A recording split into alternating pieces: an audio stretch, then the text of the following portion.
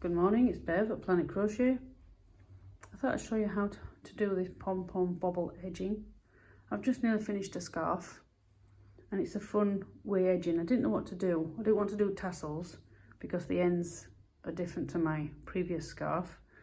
And I thought, I didn't like it just ending straight like this. So I thought I'd make this funky little edging.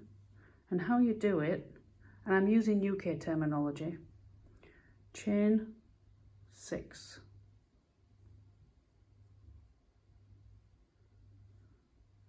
And then you want to go into the third chain from the hook. Yarn over, go into the chain, and we're doing trebles, but only half of a treble. Stop, because we're doing the stitches together. You want that three of those. And you should have 4 loops on your hook when you've done the 3. There you go. Yarn over, pull through. That's half of the bobble. 1, 2, 3. Now you want to do the same here into the base of this third chain.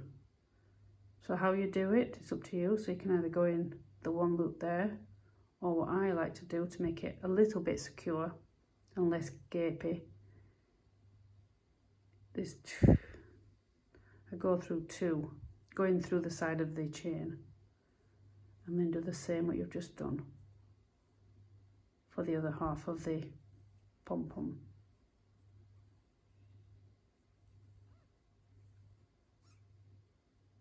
I've done this on a few projects.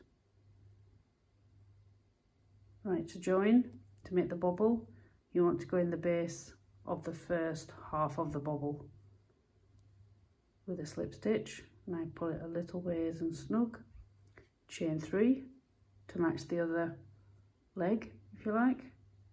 Now I missed 2 stitches, slip stitch to join.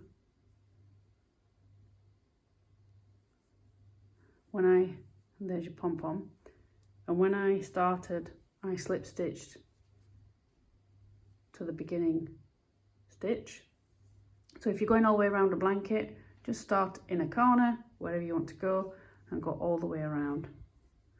And it works out well. You don't have to have even amount of stitches all the way around. It's a good one to hide.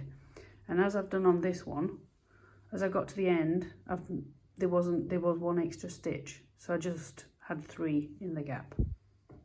So you can just cover it like that. It doesn't have to be the same amount of stitches, but I always hide it in a corner and do it that way. Anyway, hope you enjoy this small little tutorial. Let me know in the comments if there's anything else you'd like me to do. I'll show you how to do. And also, if you haven't already, please subscribe. That helps me out a lot.